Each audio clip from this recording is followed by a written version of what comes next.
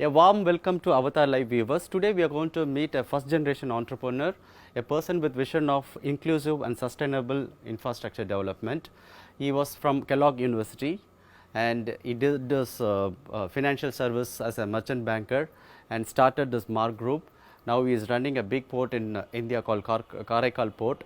So we are going to meet Mr. GRK Reddy, Chairman and Managing Director of Mark Group.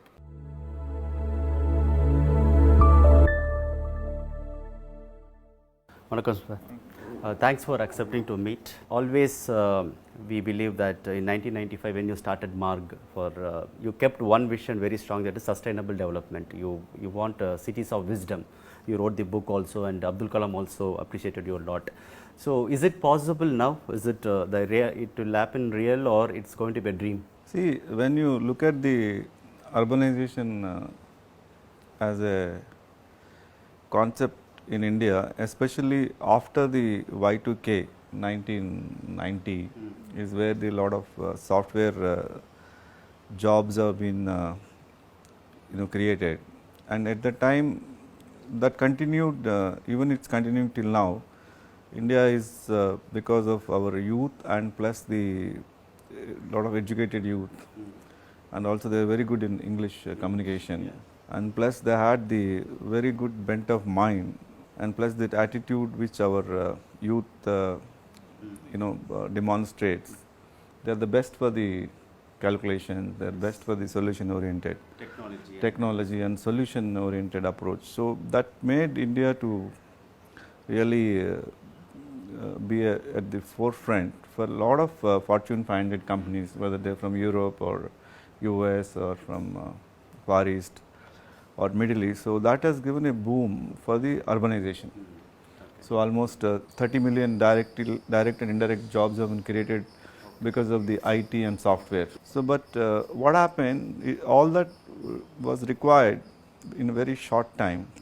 That's why if you see Chennai, everything happened in OMR, everything happened in GST Road, everything happened in Ambattur, only 3 locations. Even if you see in Delhi, it has happened in Gurgaon or in Noida. Or in Bangalore it happened in Whitefield, and in Hyderabad it's Cyber City, or in Calcutta in Salt Lake. So very few locations have suddenly grown into a massive concrete jungles in the 15-20 years. So there I think we lost, the last 20 years we lost the sustainability as a concept, especially when we are seeing the economic activity happening.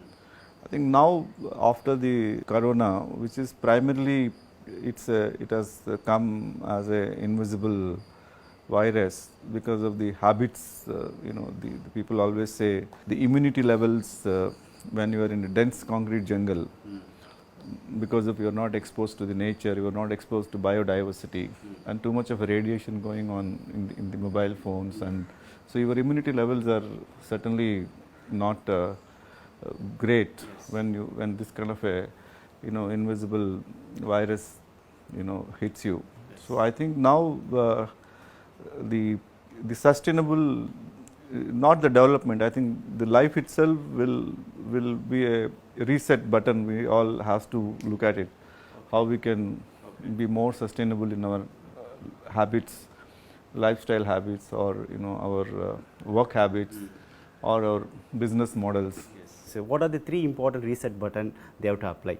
So when it comes to government, when it comes to the public, and again comes to the industrialist or business people. See, we always seen in the last 2 decades, we have seen the concept of disruption. So disruption we have seen happening in the telecommunication industry. That's why you have seen the iPhones coming in, or the smartphones coming in, and we have seen the disruption in entertainment industry, that Netflix or in Amazon, OTT platforms. So we have seen the disruption in the transport industry, like you have seen Ola, Uber. I think now this corona has reset the button for disruption in business models, disruption in social leadership, disruption in political leadership, disruption in governance, disruption in the way we work. I think it's a disruption for the lifestyle disruption, I would call it. So it affects the government, it affects the social aspects, it affects the environmental accepts, it affects the business models. I think this is a disruption actually. Disruption always gives a good. The Chennai has a good advantage of doing this disruption or reset, or we lost that bus. See, Chennai, for various reasons, if you see in the last decade, the OMR is one development, what has happened on GST, or you have this Ambattur. But Chennai, one city in India, if you look at, still we have that core of the cultural. Still, we have a lot of cultural and a lot of activities, cultural activities, whether it's a temple activities or it's spiritual activities or the music or arts. We have that fundamental core very strong in Chennai. And good or bad, last one decade, we never grown like Bangalore, or we never grown like Delhi, or we never grown like Hyderabad. So no much, damage has happened to our fabric of, which is weaved around the culture, society, and a lot of intellectual. That's crowd. one good advantage. That's one good advantage we have. And plus, our city has a good, long coastline. If you see the south to, we have good coastline for the city.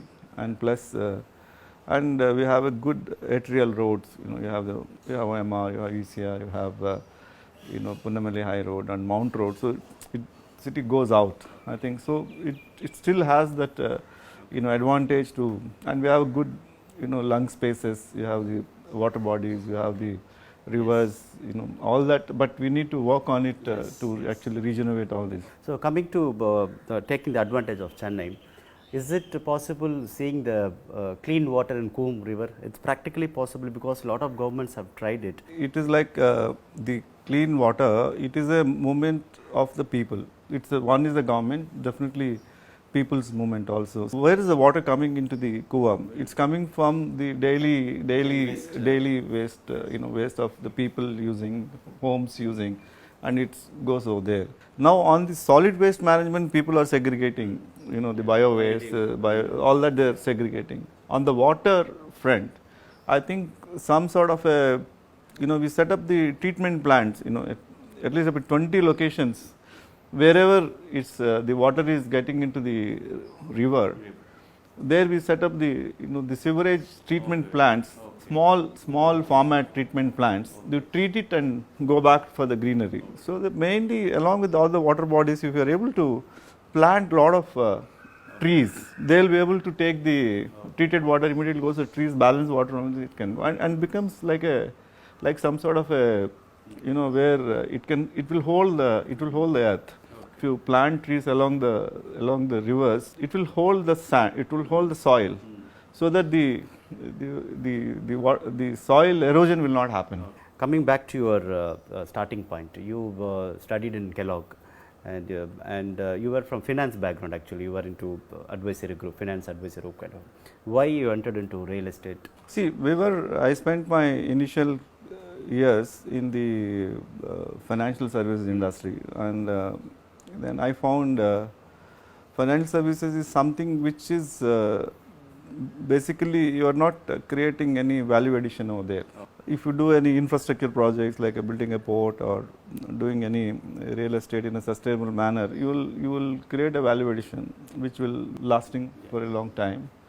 And whereas financial services industry is, it's a different kind of a approach to that. I found, with my background where I come from, that may not really gel with me. So that's what I choose to be in the infrastructure and to create some impact in the society. Yeah, right. With your project. That's a good. And Karaikal Port is the best example for that. You already crossed 11 years, and the 12th year you are going to enter. And what are the innovative green activities you have done there? So for sustainable development? We have been in the real estate industry for a long time, and we initially did some projects, but later on we realized that we did IT parks, and then we did some residential projects. Then whenever we are discussing with the IT park companies, they were all thinking how I can travel, how we can bring a lot of people working, each building 2,000 people, how many buses we have to bring, how to feed them, this kind of a thought process was there. Then we thought we should create a place where people can live, work and play and learn. That kind of a ecosystem which was there initially when we set up the industrial cities, like Jamshedpur is one industrial city, or Pune is there, BHL in Dehradun and Trichy. So we had the townships for industrial townships were there, but we never had these IT townships. When the 2K started the boom, if we could have created the IT townships, then it could have been a very good sustainable model wherein people would have lived there, worked there, played there, educated there. Then the attrition rates also will be very less, and they will be part of a biodiversity. Then the creativity, innovation could have been a different model. So we thought that's very important. So that's why we created a township, this Swarnabhumi township, where people can live, work, and play and do that. So how is it going, sir? Like the people able to support that? Because any projects of this kind of a nature, it has not caught the imagination of the companies. So primarily today you have models where people are linear. They would like to follow what is been followed in the last say 2 decades. It's difficult for them to choose a place where slightly far away, and plus this kind of a model took a very long time, and also we have not seen the growth happening in the economy also last 10 years. So it has got into challenging situations. Now in the last 6 to 9 months or 1 year, people were talking about the kind of a ecosystem development model with the Prime Minister's vision of smart cities, urbanization as a concept. What kind of urbanization will sustainable urbanization is the discussion happening in the last 5 years. And now with this kind of a challenging situations coming in, I think people would like to get into that kind of a. So we are much ahead of times, I would say. What kind of lifestyle or life will get if a middle class family move there, take an apartment and stay there? What are the unique things they can experience? If you look at in terms of the working class population, working class or the IT or corporate people or manufacturing or anyone, so they would like to have a place to the combination of the places, the playgrounds, and then they should have the community places, greenery they should see, and they should expose to the sunrise, sunset, and so when you connect to the nature, automatically your thought process will be different. Instead of passing through a traffic with congestion, with pollution, with a lot of noise. We don't know really. Time sense cannot be there. You will get stuck. Sometimes in Madhya Kailash, 1 hour, 2 hours also you will get stuck. Sometimes when you're seeing the rains coming in, water logging will be there, and then off late we are seeing a lot of dengue or things like that is happening, because see, when you grow in a place, you should have a proper solid waste management, should have proper sewerage treatment. Today people are only buying a house, they're not buying a community. They're not buying the external infrastructure. They're not buying into greenery. They're not buying into a smart water, smart solid waste management, smart energy, smart environment. I think people have to realize it's not a house where I can get into a good house with air conditioned place, but when you go outside the door, especially now, people would like to look at beyond the life. When there is a kind of challenging times, how you face it? What's your motivating philosophy? When you choose the journey of entrepreneurship, I think ups and downs are part of an entrepreneur, because it cannot be always because entrepreneurship is risk taking. And entrepreneurship is something which the society requires, and it is not available on the table. No, it is that you need to create something that has to be accepted by the public at large, and then it has to generate required cash flows. It has to generate you need to have right team, right cash flows, right product, So most of the things are futuristic. Most of the things are okay. How much is in your control? How much is not in your control? Is the way your entrepreneurial journey give you that experience? What mistakes you have done? It's a continuous learning, and definitely being taken up a projects which are larger than life, and then very high capital intensive projects. I think we have gone through a challenging times, and those challenging times, only one thing very clear in our mind is that we choose to be an entrepreneur. We need to, because see, entrepreneurship is a lot of stakeholders. You have a government. It's a government. You are responsible. You are government, society, customers. You are responsible investors. You are responsible to the bankers. You are responsible to your family, your employees. So I think it's a complete. You are responsible to complete ecosystem. So you cannot simply, once tough time comes, you cannot simply cannot leave the ground. You need to be there and see what best you can do with your learning. Who is your role model in business life? You see, J.R.D. Tata is a great person, where he has really balanced development in terms of taking the society, the employees, the government, and all the culture, the values, which he has really built. Today it is one of the very greatest organizations, which still, that's a good inspiration for everyone. I mean, that's So one interesting thing I know that last year on your birthday you ride a cycle from here to Karaikal Port. So what was that? What you want to communicate to the world? See, it was just thought came in just 2 days before that, because it's one is the port completed the 10 years of operations. I've just, I might have gone on that 270 kilometers road so many times. I thought if you travel, by cycle, you can just actually remember a lot of things, how this whole thing started. And most of our projects are on that road only. Swarnabhumi is on that road, or Pondicherry, or Karaikal. How long it took for you? Yeah, 8 o'clock evening I started, and then whole night I was cycling. Pondicherry at 2 o'clock I took some rest, 1 hour, and then I started. It was very, so all the remembrances. Any interesting things you have seen there, like it could be interacting with people, or you saw something? It was very, very, interacting with the small shopkeepers, and then You interacted with them. interacted with them and stopped there, taking some tea and water, or some having little things. It was really very nice to, because they always cheer you up. When you're going on a cycle, all the kids will come and do that, and it's a very good journey, because you have the complete in that road. You have Mahabalipuram, the historical place, and then you have Kanchipuram around that place. We have Swarnabhumi, then you have Auroville, then